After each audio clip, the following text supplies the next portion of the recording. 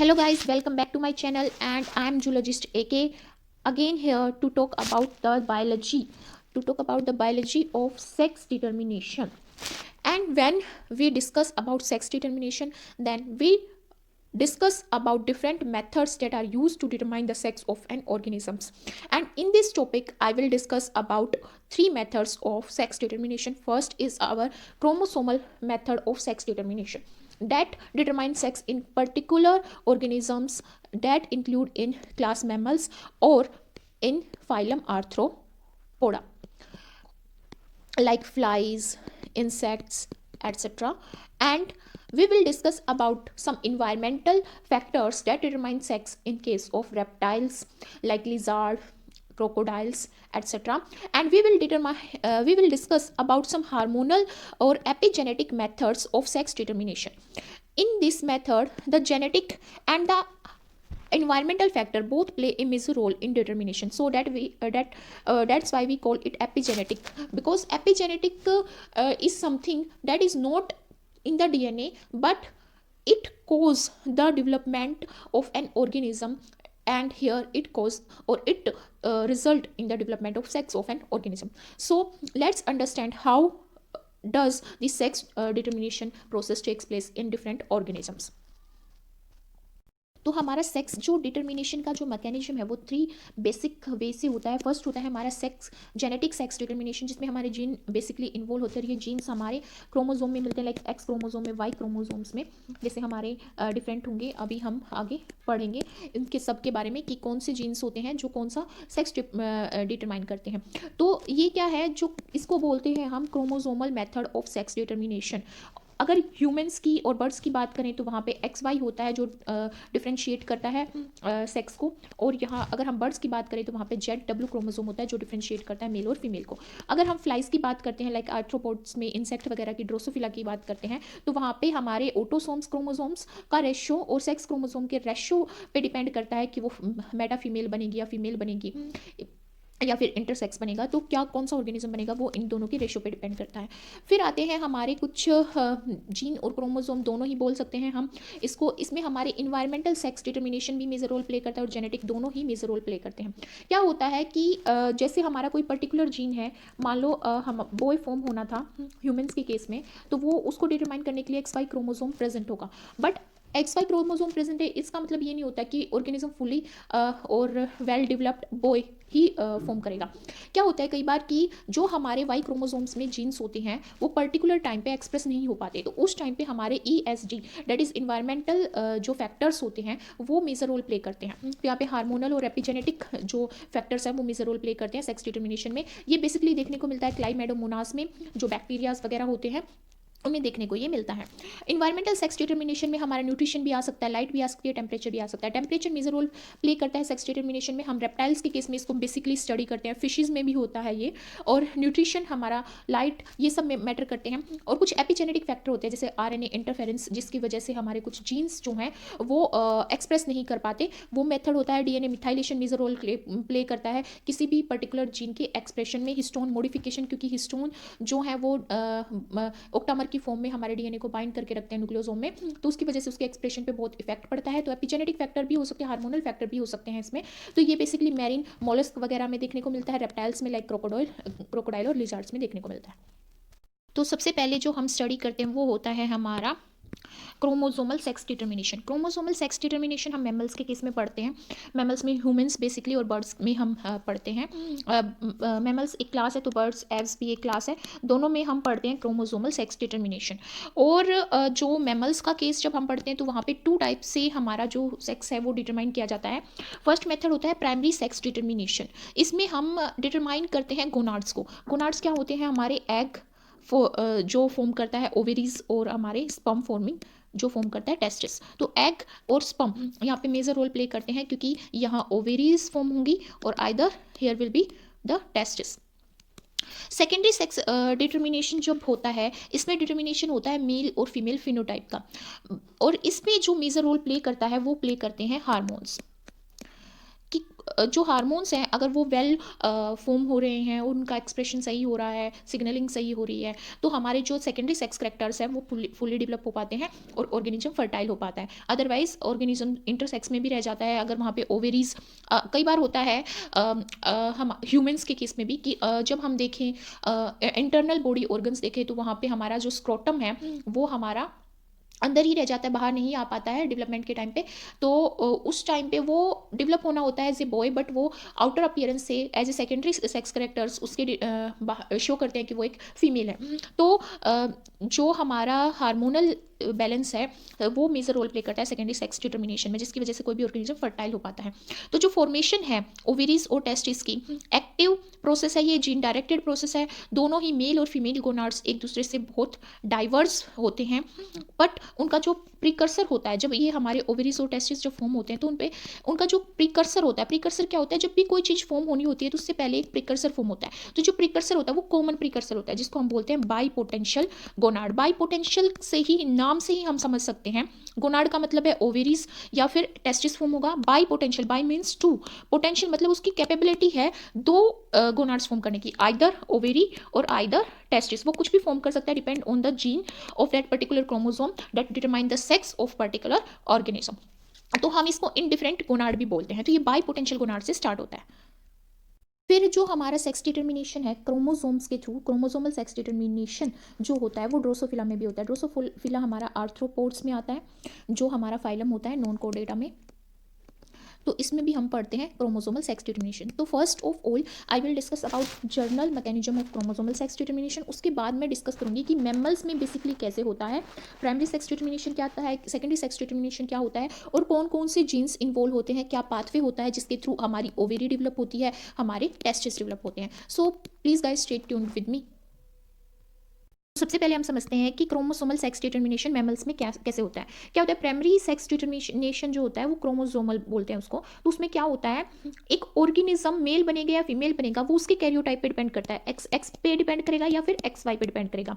जो female karyotype होता है वो एक्स एक्स होता है और मेल जो होता है वो एक्स वाई होता है। एवरी इंडिविजुअल जो होता है ह्यूमन्स के केस में उसमें एटलीस्ट वन एक्स क्रोमोसोम होना नेसेसरी है। तो उसमें जो सेक्स डिटरमाइनिंग क्रोमोसोम कौन सा हो गया, वाई, क्योंकि वही डिटरमाइन करेगा फीमेल बनेगी या मेल बनेगा। तो क्या होता है, जो डिप्लॉयड फीमेल्स होती हैं, डिप्लॉयड फीमेल्स मतलब जिसमें 2x क्रोमोसोम होंगे तो वो फीमेल होगी, और जो मेल होगा उसमें एक एक्स क्रोमोसोम होगा और एक वाई क्रोमोसोम होगा। जैसे हमारे में 44 क्रोमोसोम ऑटोसोम्स होते हैं और 2 जो होते हैं वो हमारे सेक्स क्रोमोसोम्स होते हैं, एक्स और वाई। तो हमारे टोटल क्या होते हैं, 46 होते हैं, मीन्स 23 पेयर्स होते हैं। अगर मैं बात करूं यहाँ पे बर्ड्स की, तो बर्ड्स में क्या होता है, पे सिचुएशन रिवर्स होती है। रिवर्स का मतलब क्या है कि यहाँ पे मेल जो होता है उसके सिमिलर सेक्स क्रोमोसोम्स होते हैं। जैसे अगर हम ह्यूमंस की बात करते हैं वहाँ पे सिमिलर किस में होते हैं, फीमेल में, एक्स एक्स। बट अगर हम बर्ड्स की बात करते हैं तो वहाँ पे सिमिलर जो सेक्स क्रोमोसोम है जेड जेड वो किस में होते हैं, मेल में होते हैं।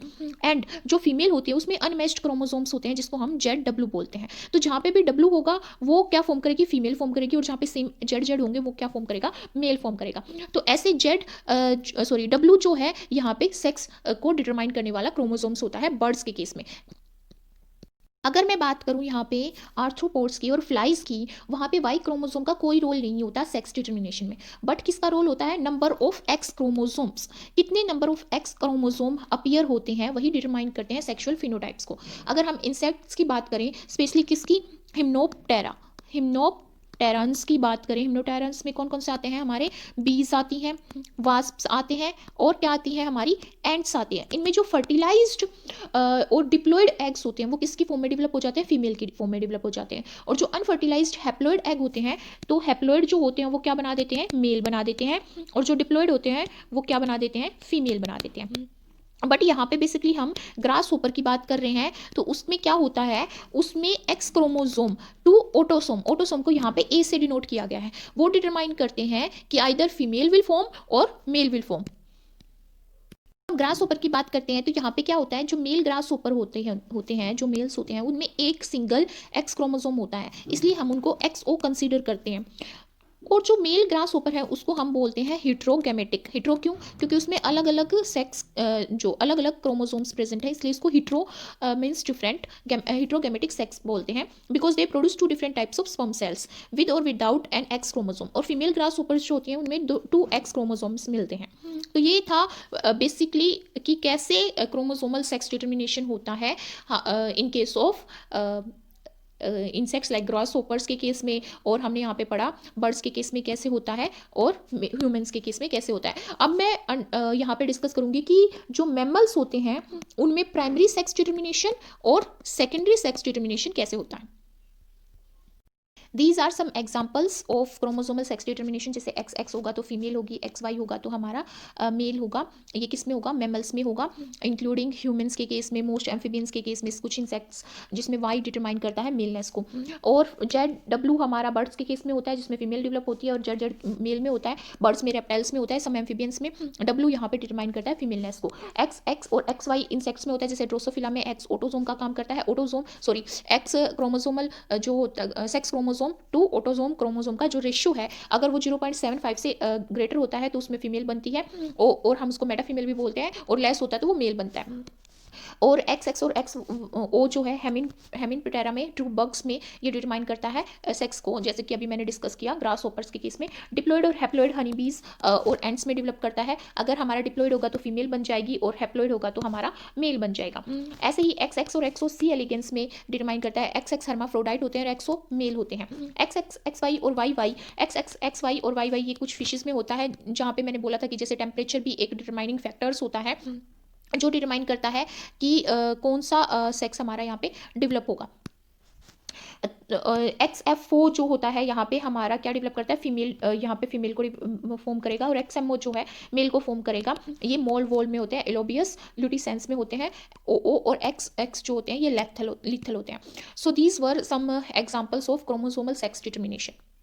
हमारा नेक्स्ट जो है टॉपिक, उसमें हम पढ़ रहे हैं कि mammalian pattern of sex determination, जिसमें मैं पहला टॉपिक डिस्कस करने जा रही हूँ वो है प्राइमरी सेक्स डिटर्मिनेशन, मतलब कि डिटर्मिनेशन ऑफ गोनाड, कि कैसे हमारा ओवेरीज फॉर्म होंगी और कैसे हमारे स्पर्म फॉर्म होंगे, स्पर्म फॉर्मिंग टेस्टिस फॉर्म होंगे, मतलब ओवेरीज और टेस्टिस कैसे फॉर्म होंगे।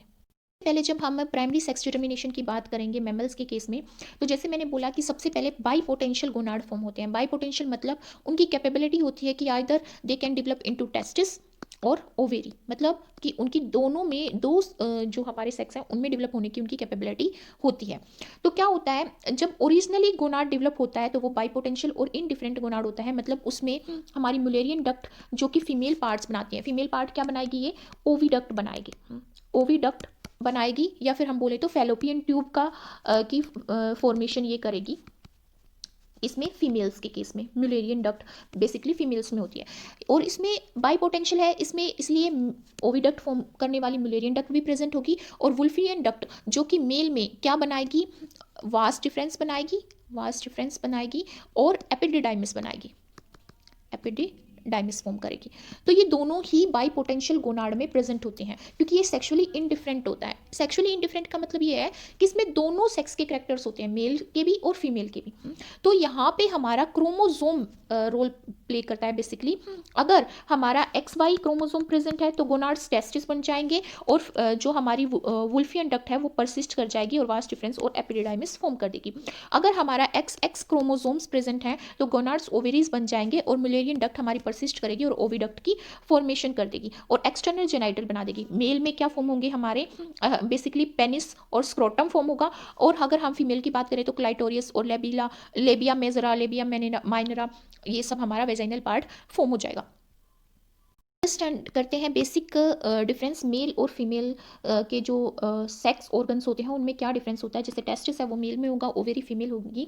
तो ये गोनाड्स हैं जो मेल और फीमेल में प्रेजेंट होते हैं। जर्म सेल लोकेशन, कौन सी जर्म सेल्स जो टेस्टिस की फॉर्मेशन करती हैं और ओवेरी की फॉर्मेशन करती हैं? ये टेस्टिस कोर्स में होती हैं, ये जर्म सेल्स जो टेस्टिस फॉर्म करेंगी, बेसिकली मेडुला ऑफ टेस्टिस। और ओवेरी के केस में फोलिकल्स में होती हैं, ओवेरियन कॉर्टेक्स के, जो बाद में मतलब बेसिकली जर्म सेल्स का काम करती हैं ओवेरी में। डक्ट्स की बात करें तो वुल्फियन डक्ट, मुलेरियन डक्ट फॉर्म होंगी, जो हमारा बाद में डिफरेंशिएट होकर वास्ट डिफरेंस, एपिडिडाइमस और सेमिनल वेसिकल बना देती हैं। फीमेल के केस में oviduct, uterus, cervix, upper portion of vagina बन जाता है। यूरोजेनाइटल साइनस की बात करें तो मेल्स में प्रोस्टेट ग्लैंड होती है। प्रोस्टेट ग्लैंड का बेसिकली फंक्शन ये होता है कि ये फ्लूइड प्रोवाइड करती है। जैसे हमारे स्पर्म होते हैं मेल्स में, तो उन स्पर्म के साथ ये फ्लूइड मिक्स होकर सेमेन का रूप दे देता है, और ये क्या करता है कि ये उसको यूरेथ्रा में ही रखता है सेमेन को, ताकि इजैकुलेशन के टाइम पे ही ये बाहर आ सके, अदरवाइज ये यूरेथ्रा में स्टोर रहे। और जो हमारा स्क्रोटम होता है उसका बेसिक रोल क्या होता है कि वो हमारे जो स्पर्म्स हैं उनको बॉडी से 2 डिग्री सेल्सियस लो टेम्परेचर पे रखता है। मान लो अगर 37 डिग्री है तो वो 35 डिग्री सेल्सियस पे रखेगा ताकि वो लाइव रहे, क्योंकि थोड़ा सा हाई टेम्परेचर भी हमारे स्पर्म्स को नुकसान पहुंचा सकता है, इसलिए वो स्क्रोटम उसको सेफ करके रखते हैं।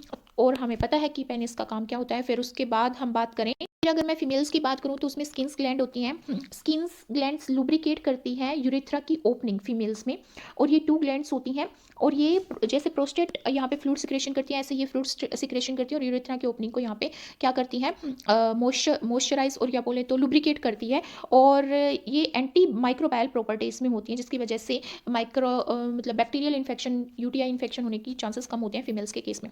और ये प्रोटेक्ट करती है उसके ऑर्गन्स को। लेबिला मेजरा और क्लाइटोरियस, ये सब ऑर्गन्स हमारे फॉर्म होते हैं फीमेल में।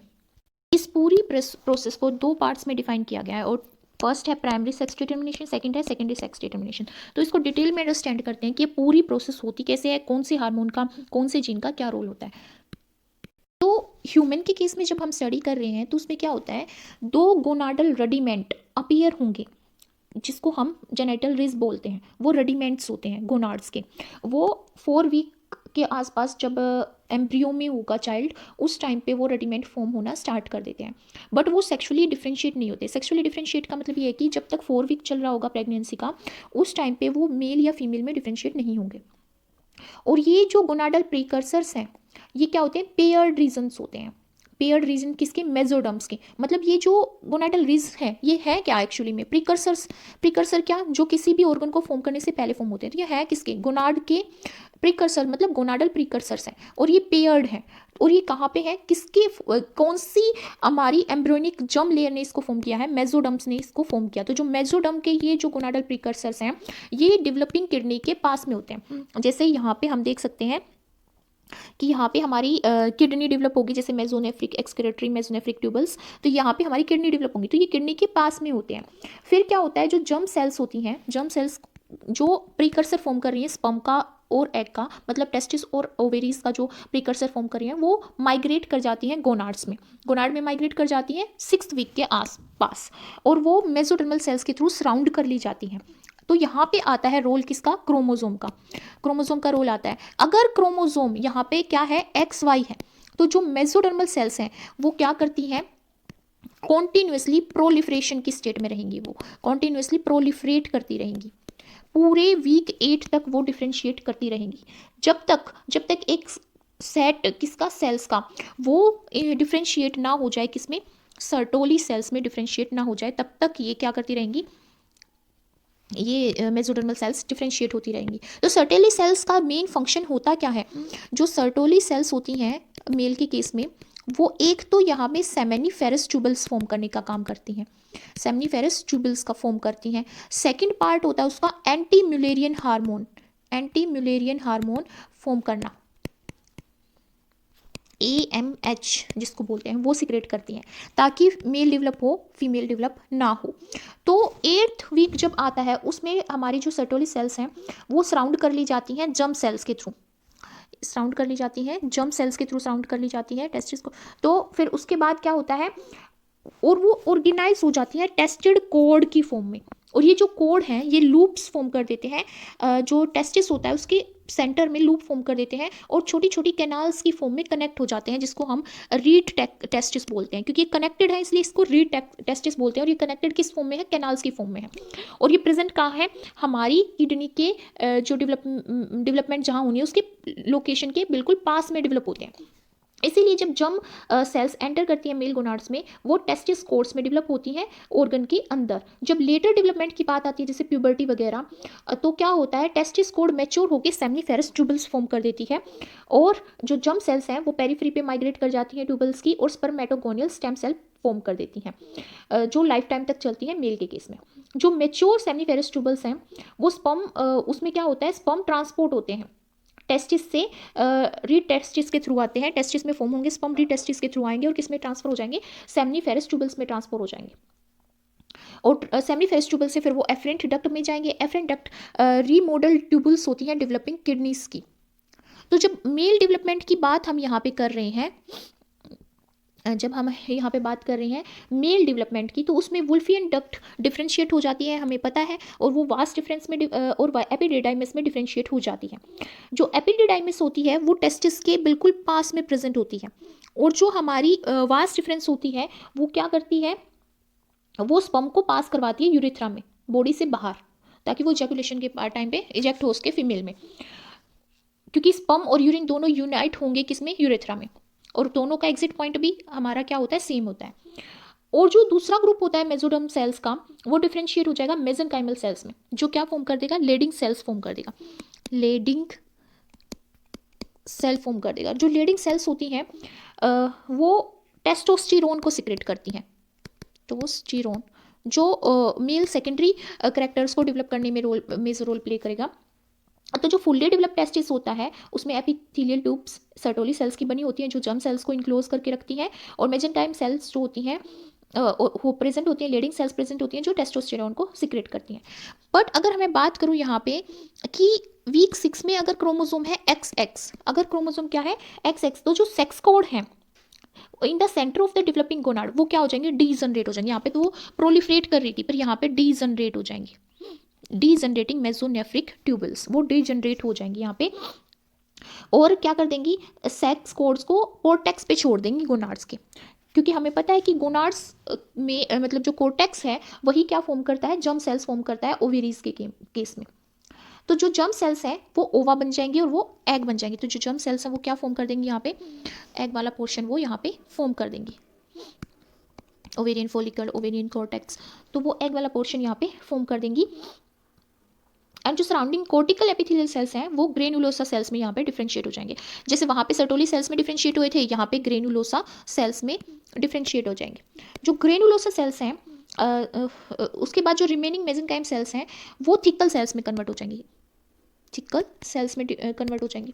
थिकल सेल्स और ग्रेनुलोसा सेल्स दोनों ही यहाँ पे एस्ट्रोजन हार्मोन को सिक्रेट करे जाएंगी, और अगर कोई वुमेन प्रेग्नेंट है तो उसमें प्रोजेस्टेरॉन को सिक्रेट करेंगी। और जो फॉलिकल्स है यहाँ पे, ओवेरियन फॉलिकल्स जो बनते हैं उनमें सिंगल जम्स लाइन होती है, और जो बोले तो उसमें एग के प्रीकर्सर प्रेजेंट होते हैं, जिसको हम बोलते हैं oogoनियम, क्योंकि लाइफ टाइम चलता रहता है फीमेल्स में। जो हमारे फॉलिकल्स होते हैं उससे हमारे oogoनियम फॉर्म होते हैं, फिर ओवा फॉर्म होता है, तो ये प्रोसेस चलती रहती है। तो अगर हम बात करें यहाँ पे बाई पोटेंशियल गोनाड्स में, तो वहाँ पे एक रेसिप्रोकल रिलेशनशिप होती है जर्म सेल्स में और सोमेटिक सेल्स में गोनाड्स की। Germ cells originally by potential होती हैं। बाई पोटेंशियल का मतलब है कि वो मेल में भी डेवलप हो सकती है, फीमेल में भी डेवलप हो सकती है, आइदर कैन फॉर्म स्पर्म और egg. Once in the male और female sex cord they are instructed to either begin meiosis and become egg. अगर वो मियोसिस स्टार्ट कर देती है तो वो क्या बन जाती है, एग बन जाती है। और अगर वो म्योटिक डिवीजन से म्योटिटिकली अगर वो डिवाइड करती है और डोरमेंट स्टेज में हो जाती है, म्योटिटिकली डोरमेंट स्टेज मतलब वो स्टॉप कर देती है अपना डिवीजन, तो वो स्पर्मेटोगोनिया में कन्वर्ट हो जाती है। अब देखते हैं कि क्या पॉसिबल मैकेनिज्म होता है इनिशिएट करने का primary sex determination in case of mammals. तो यहाँ पे देखें, तो अगर हमारा सराई नहीं प्रेजेंट है, सराई जीन वाई क्रोमोसोम में प्रेजेंट होता है, तो अगर सराई प्रेजेंट नहीं है इस वाले पोर्शन में, जब एक्स क्रोमोसोम प्रेजेंट है, तो इंटरेक्शन होता है कुछ पैराक्राइन फैक्टर्स में और ट्रांसक्रिप्शन फैक्टर्स में जो डेवलप। और ये जो इंटरेक्शन है वो किस में होता है, वो उन डेवलपिंग जेनाइटल रिज में होता है, जो बाद में पाई पोटेंशियल गोनाड्स फॉर्म करते हैं, जिसकी वजह से एक्टिवेशन होगा यहाँ पे किसका, वेंट 4 का, और RSPO फर्स्ट का एक्सप्रेशन होता है, जो फीमेल जो गोनाड्स हैं उनके डेवलपमेंट में मेजर रोल प्ले करते हैं। जो वेंट पाथवे होता है, वेंट 4 का जो पाथवे है वो एक्टिवेट करता है कैनोलिकल वेंट पाथवे, जिसकी वजह से जो वेंट पाथवे है वो और एफिशिएंट बन जाता है RSPO फर्स्ट की वजह से। जो वेंट पाथवे है वो यहाँ पे अक्यूमुलेट करवाता है बीटा कैटेनिन को, और जब लार्ज अक्यूमुलेशन हो जाती है, लार्ज अमाउंट में अक्यूमुलेशन हो जाता है बीटा कैटेनिन की, तो फर्दर किसको स्टिमुलेट करता है, वेंट 4 को स्टिमुलेट करता है और उसकी एक्टिविटी को एनहेंस करता है। और उसके बाद जो कॉन्टिन्यूअल प्रोडक्शन होता रहता है बीटा कैटेनिन का, जिसकी वजह से वो ट्रांसक्रिप्शन करवाता है ओवेरी प्रोड्यूसिंग जीन्स का, और टेस्टिस प्रोड्यूसिंग जीन्स को लाइक SOX9 को वो ब्लॉक कर देता है। और SOX9 किसको ब्लॉक करता है, बीटा कैटेनिन को। तो ऐसे ये दोनों एक दूसरे के एंटागोनिस्ट होते हैं। तो जो बीटा कैटेनिन है वो मेजर रोल किस में प्ले करेगा, ओवेरी के डेवलपमेंट में। ठीक है, अगर जो हमारा सराई जीन है अगर वो प्रेजेंट होगा, वो कब प्रेजेंट होगा, जब XY क्रोमोसोम प्रेजेंट होगा। अगर हमारा सराई जीन प्रेजेंट है तो ये ब्लॉक कर देगा बीटा कैटेनिन को, ठीक है, उसके सिग्नलिंग को ब्लॉक कर देगा। और किसके साथ, SF1 फर्स्ट के साथ मिलके एक्टिवेट करेगा SOX9 जीन को एक्टिवेट कर देगा। SOX9 एक्टिवेट करेगा फिब्रोब्लास्ट ग्रोथ फैक्टर 9 को। जो फिब्रोब्लास्ट ग्रोथ फैक्टर 9 सिंथेसाइज होगा तो वो स्टिमुलेट करेगा टेस्टिस की डेवलपमेंट, और फर्दर वो किसको स्टिमुलेट करेगा, SOX9 के एक्सप्रेशन को। जैसे यहाँ पे बीटा कैटेनिन वेंट के एक्सप्रेशन को स्टिमुलेट कर रहा था, ऐसे ही फिब्रोब्लास्ट ग्रोथ फैक्टर 9 SOX9 के एक्सप्रेशन को यहाँ पे स्टिमुलेट करता है। ठीक है, और यहाँ पे जो SOX9 है वो प्रिवेंट करता है बीटा 9 की एक्टिविटी को, ताकि ओवेरी को प्रोड्यूस करने वाले जीन यहाँ पे सुप्रेस हो जाए और इनहिबिट हो जाए। SRAI जो है वो एक्टिवेट कर सकता है कुछ अलग और अदर जीन्स को भी, और ये जीन्स क्या होते हैं, ये होते हैं TCF21 और NT3। ये हेल्प करते हैं जनरेट करने में सर्टोली सेल्स, और हमें पता है Sertoli cells anti Mullerian hormone secrete करती है, जिसकी वजह से वो म्यूलेरियन डक्ट को रिग्रेस करवा देती है। और वेंट पाथवे की अगर हम बात करें तो जो वेंट पाथवे है, जो वेंट पाथवे का टारगेट है वो है फोलिस्टेटिन जीन। जो वेंट पाथवे का टारगेट होता है वो क्या होता है, फोलिस्टेटिन जीन होता है।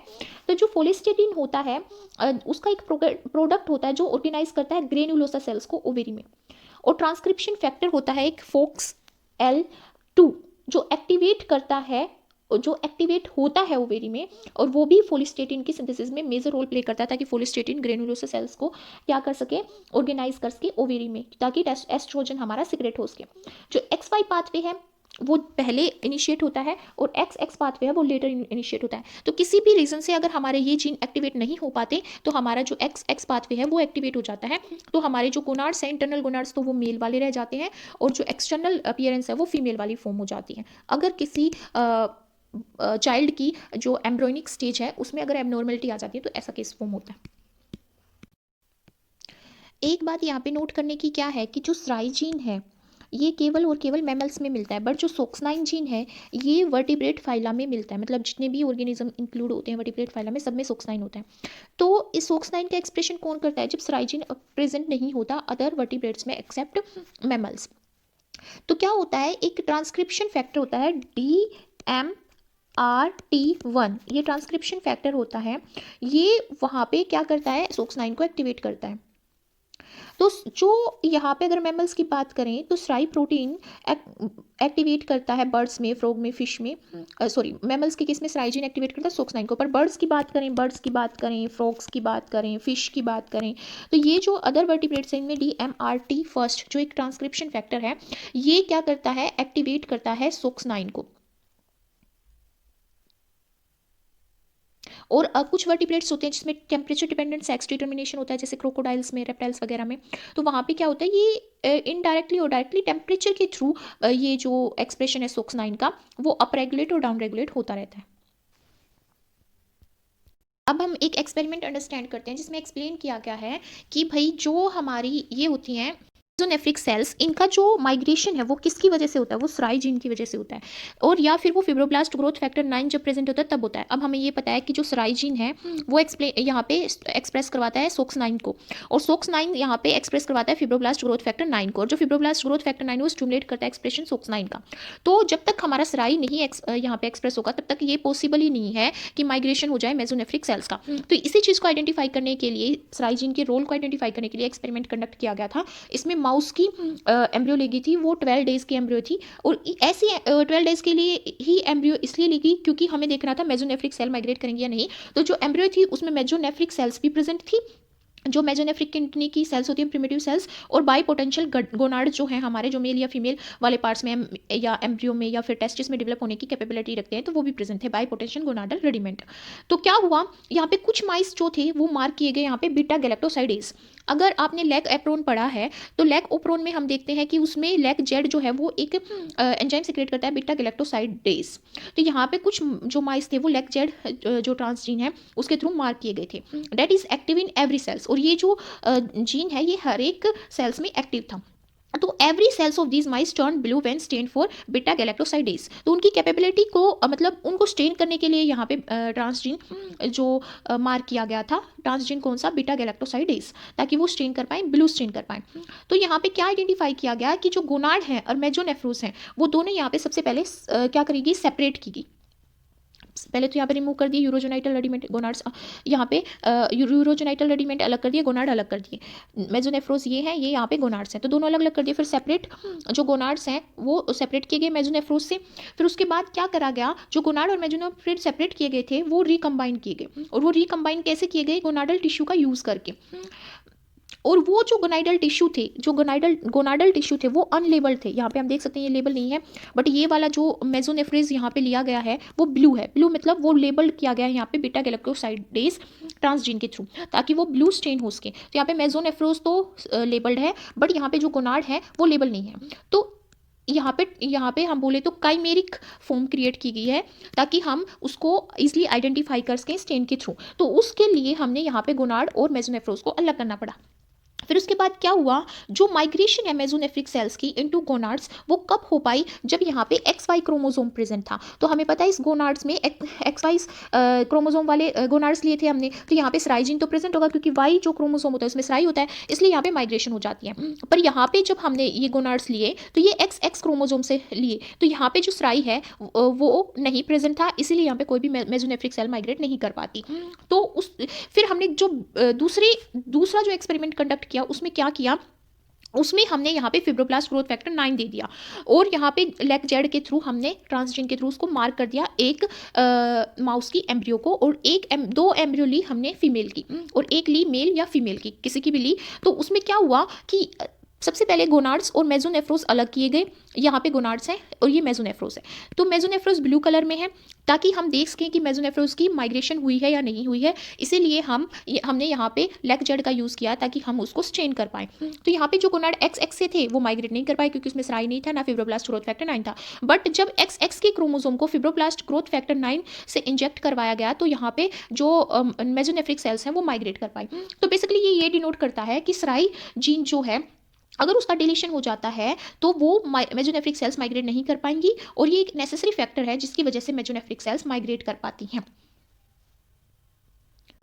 इस पिक्चर में यहाँ पे शो किया गया है रिलेशन, किसके बीच में, वुल्फियन डक्ट के बीच में रिलेशन शो किया गया है, और जो हमारे डेवलपिंग गोनाड थे उसके बीच में शो किया गया है। और ये जो एम्ब्रियो है ये 16 डे मेल माउस एम्ब्रियो है, क्योंकि हमें पता है कि मेल में वुल्फियन डक्ट हमारे वास डिफरेंस या एपिडिडाइमिस को फॉर्म करती है। तो ये रिलेशन देखने के लिए ये किया गया है। तो यहाँ पे मेसोनेफ्रिक डक्ट जो है प्रिमिटिव किडनी की वो फॉर्म कर रही है इफरेंट, क्या फॉर्म कर रही है, efferent ducts of the testis, और वुल्फियन डक्ट जो है वो लीड कर रही है यूरेथ्रा तक। तो जो डक्ट है गोनाड्स हैं वो यहाँ पे आइडेंटिफाई करने के लिए साइटोकेरेटिन 8 के थ्रू स्टेन किए गए हैं, ताकि हम स्टेन से ये आइडेंटिफाई कर सकें कि वुल्फियन डक्ट क्या फॉर्म कर रही है और हमारी जो प्रिमिटिव किडनी है वो क्या फॉर्म कर रही है। ये एक्सपेरिमेंट कंडक्ट किया गया है ये देखने के लिए the right time and the right place of expression of a particular gene, और वो पर्टिकुलर जीन है यहाँ पे सराई जीन। और सराई जीन हम ह्यूमंस में क्या करता है, सेक्स डिटर्मिनेशन का काम करता है, क्योंकि ये Y क्रोमोसोम में प्रेजेंट होता है, और Y डिटरमाइन करता है sex in case of humans, क्योंकि XX कॉमन हो जाता है, और ये XY जो है वो मेल का फॉर्मेशन करता है, फीमेल की फॉर्मेशन करता है। तो क्या होता है, स्टडीज ये शो करती हैं कि जो माइस हैं जिसमें जो सराई जीन है, कुछ स्ट्रेन्स का माइस का, वो प्रोड्यूस नहीं कर पाता, क्या नहीं प्रोड्यूस कर पाता, टेस्टिस फॉर्म नहीं कर पाता, जब वो सही टाइम पे एक्सप्रेस नहीं हो पाता। तो ये फेलियर जो है टेस्टिस की डेवलपमेंट करने में जो फेल होने का रीज़न है सराई का, वो ये है कि जो सराई का एक्सप्रेशन है वो लेट हो गया, और the failure of the protein जो सराई जीन ट्रांसक्रिप्शन के बाद प्रोटीन फॉर्म करेगा वो अक्यूमुलेट हो नहीं पाया, उस थ्रेशोल्ड लेवल तक एक्यूमुलेट नहीं हो पाया जो थ्रेशोल्ड लेवल हमारे SOX9 को के एक्सप्रेशन को ट्रिगर कर सके, ताकि मेल जो गोनाड्स हैं वो फॉर्म हो सके। इसलिए जो माउस है वो टेस्टिस फॉर्म नहीं कर पाया। तो ये जो इंपॉर्टेंस है टाइम की, कि एक पर्टिकुलर टाइम पे ही एक पर्टिकुलर जीन को एक्सप्रेस होना चाहिए, ये कन्फर्म की गई थी हीरा मार्सू एंड उसके कुछ कोलाबोरेटर्स थे। उन्होंने क्या किया, माउस का जो सराई जीन्स है उसको रेगुलेटरी सीक्वेंस में, इसके रेगुलेटरी सीक्वेंस में हीट सेंसिटिव जीन के वहाँ पे प्लेस कर दिया, और अलो किया कि जो सराई जीन है वो एक्टिवेट हो जाए, किसी भी टाइम पे एक्टिवेट हो जाए माउस की डेवलपमेंट में। और ये एक्टिवेशन कैसे किया उन्होंने, टेम्परेचर इंक्रीज करवा के एक्टिवेट करवाया एम्ब्रियो का। जब सराई जीन का एक्टिवेशन 6 घंटे लेट हुआ तो क्या हुआ, टेस्टिस फॉर्मेशन नहीं हो पाई और ओवेरीज की फॉर्मेशन स्टार्ट हो गई। बस वहाँ पे उन्होंने ये देखा कि जो टेस्टिस फॉर्म करने वाले जीन है वो एक पर्टिकुलर टाइम पे और पर्टिकुलर प्लेस पे ही एक्सप्रेस होने चाहिए। तो ये जो एक्सपेरिमेंट है ये यहाँ पे आइडेंटिफिकेशन करता है कि डिले का क्या मतलब रिजल्ट होगा किसका delay of SRY gene activation by 6 hour. तो वो क्या करता है, फेलियर करता है कि भाई टेस्टिस की डेवलपमेंट फेल हो जाएगी, टेस्टिस की डेवलपमेंट नहीं हो पाएगी और ओवेरी की डेवलपमेंट स्टार्ट हो जाएगी। तो यहाँ पे क्या किया, जेनाइटल रिज रिमूव किए गए एक्स जो माइस था उससे, और उसको हीट देके इंड्यूस करवाया गया कि एक्स सराइजीन इंड्यूस करवाया गया उसमें, और सराइजीन जो इंड्यूस कराया गया था उसको एक्टिवेट करवाया गया हीट देने के बाद। तो ये जो टिश्यू थे, जब हीट शॉक दिया गया डिफरेंट टाइप पे जिसकी वजह से सराई एक्टिवेट हुआ और उसको मैच्योर करने के लिए देखा गया, तो वहाँ पे क्या हुआ, यहाँ पे जो सराइजीन का एक्सप्रेशन है वो ये हुआ, सराइजिन यहाँ पे इंड्यूस तो करवाया गया 11.1 डे की जब एम्ब्रियो हो गई थी उसमें इंड्यूस करवाया गया। एम्ब्रियो थी फीमेल की, एक्स क्रोमोसोम था तो फीमेल की एम्ब्रियो थी 11.1 डे की, उसमें यहाँ पे इंड्यूस करवाया गया सराइजिन और फिर उसको हीट के थ्रू एक्टिवेट करवाया गया। तो उनके जो लेमिनिन थे वो लेमिनिन डिस्ट्रीब्यूशन यहाँ पे सर्टोली सेल्स को शो कर रहा था। ठीक है, यहाँ पे सर्टोली सेल्स को शो कर रहा था और सोक्स9 जो है एक मार्कर जो है टेस्टिस डेवलपमेंट का वो यहाँ पे एक्टिव हो गया था, और SC जो 3 है ये ओवेरी की डेवलपमेंट का जो मार्कर है ये यहाँ पे एब्सेंट था। इसका मतलब ये है कि ये जो 13 आवर्स थे ये परफेक्ट टाइमिंग थी सराई के एक्टिवेट करवाने की। फिर उन्होंने 3 आवर्स लेटर मतलब 15 आवर्स के बाद जब एक्टिवेट करवाया इंड्यूस्ड सराई को, तो क्या हुआ यहाँ पे जो एक्टिवेशन है सराई का उसकी वजह से सेंट्रल टेस्टिकुलर एरिया बन गया, और ओवेरी लाइक स्ट्रक्चर फॉर्म हुए पेरिफेरी पे, और पेरिफेरी पे ओवेरी लाइक स्ट्रक्चर फॉर्म हुए क्योंकि SCP3 जो रिस्पॉन्सिबल है ओवेरी फॉर्म करने का वो ज़्यादा विजुअलाइज किस पे हुआ, पेरिफेरी पे हुआ। अगर सराई जो है वो एक्टिवेट करवाया जाए और 6 आवर्स लेट, तो क्या होता है, जो स्ट्रक्चर फॉर्म होते हैं वो ओवेरियन टिश्यू फॉर्म होते हैं। पूरी एम्ब्रियो में हम देख सकते हैं ओवेरियन टिश्यू फॉर्म होते हैं। तो इसका मतलब क्या है कि जो सराई है वो राइट टाइम और राइट प्लेस पे ही एक्टिवेट होना चाहिए। तो इस एक्सपेरिमेंट को कंडक्ट करके और ये पता जब हमें चल गया कि सराई इंपॉर्टेंट रोल प्ले करता है मेल की डेवलपमेंट में, अगर वो पर्टिकुलर टाइम पे एक्टिवेट नहीं हो पाएगा तो फीमेल डेवलप हो जाएगी। इसकी वजह से हर्माफ्रोडाइट्स इंडिविजुअल फॉर्म होते हैं जिसमें ओवेरियन और जो टेस्टिकुलर टिश्यू हैं दोनों ही एग्जिस्ट करते हैं। दे हैव आइदर ओवोटेस्टिस मतलब गोनाड्स जिसमें ओवेरियन और टेस्टिकुलर दोनों होंगे, और एक ओवेरी वन साइड में होगी और एक टेस्टिस दूसरी साइड में होगा, जिसको बोलते हैं इंटरसेक्स बोलते हैं, जिसको हम बेसिकली वो फॉर्म होगा इस एबनॉर्मेलिटी की वजह से। अब देखते हैं हम सेकेंडरी सेक्स कैरेक्टर्स मैमल्स में कैसे फॉर्म होते हैं। सेकेंडरी सेक्स कैरेक्टर्स का मतलब है कि एक्सटर्नल जेनाइटेलिया कैसे फॉर्म होते हैं, मतलब कि जो हमारे आउटर जिससे हमें पता चलता है आउटर सेक्स ऑर्गन्स जिससे हमें पता चलता है ये मेल है ये फीमेल है वो कैसे फॉर्म होते हैं। तो क्या होता है, जो मेजेंकाइम होती है यूरोजेनाइटल स्वेलिंग में वो सिक्रेट करती है वेंट सिग्नलिंग, जैसे डिग ऑफ एटसेट्रा। अब हमें ये पता है कि फीमेल में वेंट 4 जो है वो हाई अमाउंट में एक्सप्रेस होता है, इसलिए उसको इनहिबिट करना पड़ता है, उसकी सिग्नलिंग को इनहिबिट। पर मेल्स में ये जो डिग ऑफ वगैरह है ये लेस अमाउंट में या बिल्कुल भी सिक्रेट नहीं होते क्योंकि वेंट सिग्नलिंग बहुत कम अमाउंट में होती है मेल में। तो क्या होता है, जब वेंट इनहिबिटर लाइक डिगोफ वो इनहिबिट कर देंगे वेंट सिग्नलिंग में, तो उसकी एब्सेंस में किसकी एब्सेंस में, वेंट की एब्सेंस में एस्ट्रोजन मॉडिफाई करेगा जेनाइटल ट्यूबरकल को, और वो क्या करेगा या यूरोजेनाइटल जो स्वेलिंग्स हैं उसको क्लाइटोरियस फॉर्म करेगा, लेबियम मेजरा या लेबियोस्क्रोटल फोल्ड्स फॉर्म करेगा, वेजाइनल पार्ट फॉर्म करेगा बेसिकली। और मेल के केस में क्या होता है, जो एंड्रोजन होते हैं, ये एंड्रोजन जो होते हैं, एंड्रोजन लाइक टेस्टोस्टेरोन जो होते हैं और डाईहाइड्रो टेस्टोस्टेरोन जो होते हैं वो बाइंड कर जाते हैं एंड्रोजन रिसेप्टर के साथ। वो एंड्रोजन रिसेप्टर से बाइंड कर जाते हैं मेसेनकाइमल सेल्स में और प्रिवेंट करते हैं सिंथेसिस किसकी, वेंट इनहिबिटर्स की।